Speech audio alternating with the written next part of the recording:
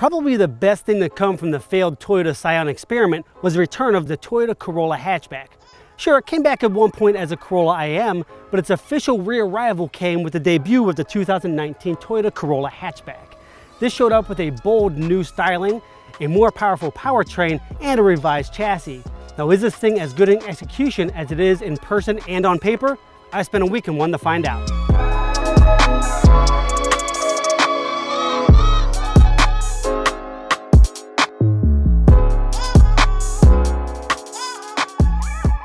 The Toyota Corolla Hatchback is all new for 2019, borrowing the Corolla Hatchback idea from the Scion IM and Corolla IM from years prior. Now, this thing does share a nameplate with its predecessors, but that's just about it.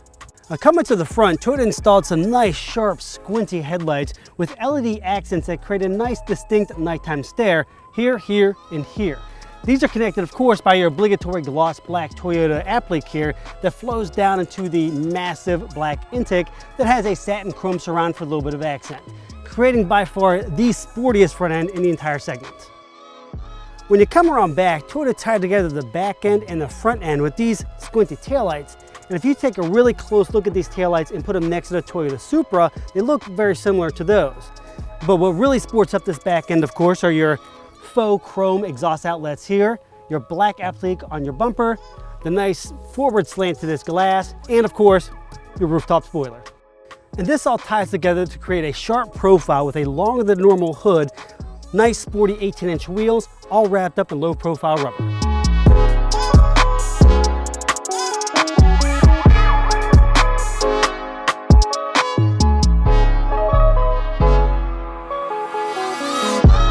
On the inside, Toyota brought a lot of that exterior styling into the cabin of the 2019 Toyota Corolla Hatchback.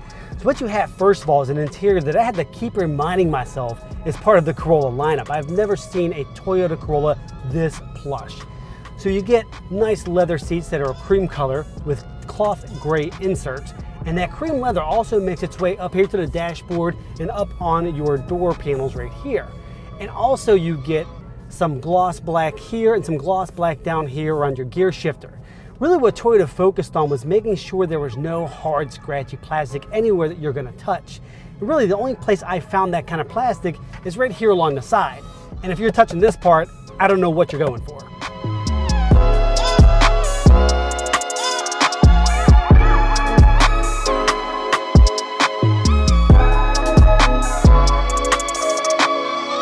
Now, when we talk about comfort, the 2019 Corolla Hatchback is kind of a tale of two cars.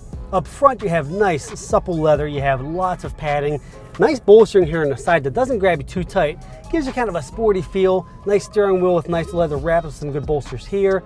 But when you get into the back seat, things get extremely tight. We're talking 29.9 inches of legroom. Guys, that is the same amount of legroom the Toyota 86 has. And that's a sports car. This is a hatchback supposed to haul your family around. Mine, 3- and 8-year-old, barely fit back there.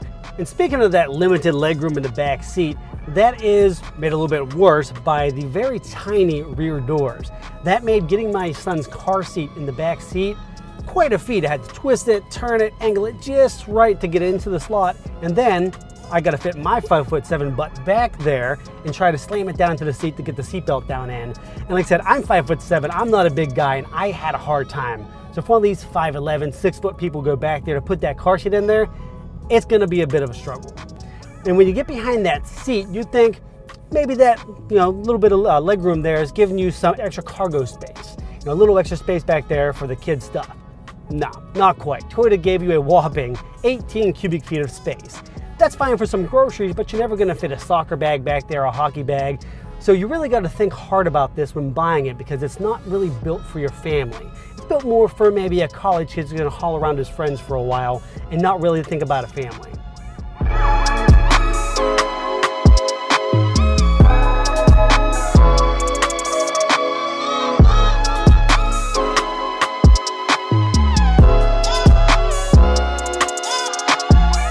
Now let's talk a little bit about technology, because this being a 2019 model, it has all the bells and whistles the Corolla has ever really had.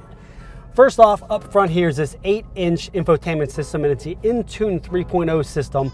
It's super clear, the screen is massive. Now, when I first got in this car, I looked at it, I'm like, wow, that is huge and that's way too high on the dash. It's gonna distract me. Well, once I got to driving the car, I realized, number one, it's not that distracting, and number two, there is a good reason for Toyota putting it there and up a little bit higher. Your eyes naturally want to go up when you come across your dashboard like this, so it's a really nice transition from your speedometer to the infotainment system without taking your eyes too long off the road. The Intune system itself, it's not bad, not great. I'll give you this, it's better than Toyota's Lexus system. That one's pretty awful. But this one, it's kind of clunky, has a bunch of menus that you don't quite know what they do. Some of the buttons, until you get to know what they actually do, you press them, they don't do what you expect them to do, or they do absolutely nothing without your phone connected. And speaking of connecting your phone, you have to download the Intune 3.0 app to get this thing actually to work on all of its functions. Well, the Intune 3.0 app is pretty big, but also it does absolutely nothing but connect the screen to your phone. Now, the 2019 Corolla Hatchback does not offer a native navigation system. What it does offer is the Scout GPS link system. Now, I tried this a long time ago in my Toyota RAV4 I had, and it was utterly terrible. I tried it once, it was awful. I never touched it again. I just went and bought a TomTom GPS. Until Google, of course, came out with its GPS system. Well, this newest version of Scout GPS Link, it's actually not too terrible, but what is terrible is the way you have to connect it. So first you have to download it onto your phone, so there's another app you're downloading. Then the fun part is connecting it to the system. So there are two USB ports I found out later that are in this car, one here in the center console and one all the way up under here in your dashboard. So my logic says it's going to be the easiest one right here. So I plug my phone in there, it just keeps screaming at me saying, please connect to USB, please connect to USB. I'm plugging, unplugging. I finally give up and do the least manly thing I could think about, open the owner's manual. I opened that up and lo and behold, yes, there is a USB port all the way up under here. Why Toyota put it there, I don't know, but it's all the way under there. Is that Toyota's fault? Probably not. I guess I should have read the instructions like my wife told me.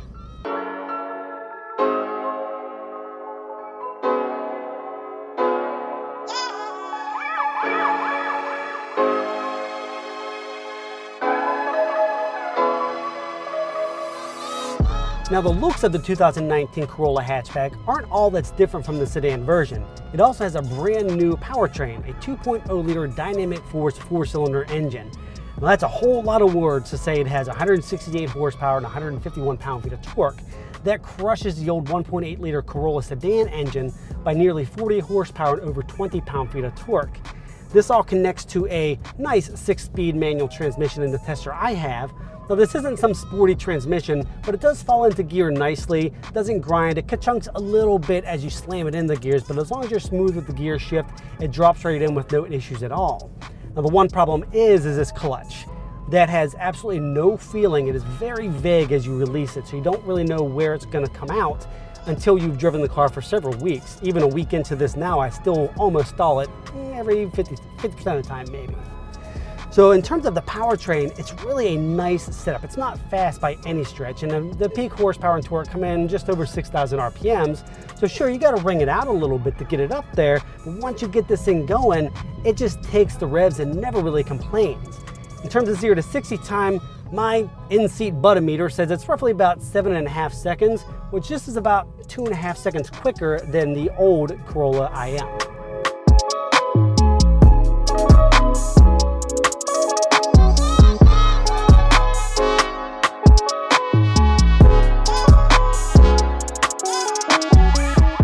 So overall, the 2019 Toyota Corolla Hatchback is really a nice balance of many different things. It's got a little bit of luxury, a little bit of pep, some decent handling, very comfortable front seats, and nice infotainment system. It really is a well-rounded vehicle and gets great gas mileage. Now, of course, you do have to forget about the very limited legroom in the back and the whopping 18 cubic feet of cargo space you get. But for $19,900 to $22,900 starting price for this model in particular is $22,900 plus $415 for the fancy adaptive headlights up front. It's actually a really good value. Now, what would I do? If I had that kind of cash sitting in my pocket, would I go buy this? You know, when I think about it, there are other hatchbacks out there that are maybe faster, handle better, have larger back seats, bigger cargo room. But if I had that money and no kids, maybe if I was still a college student, I would be my first and last stop would likely be the Toyota dealership to pick up the 2019 Corolla Hatchback. Thanks for watching. Click subscribe for more Insider Car News videos.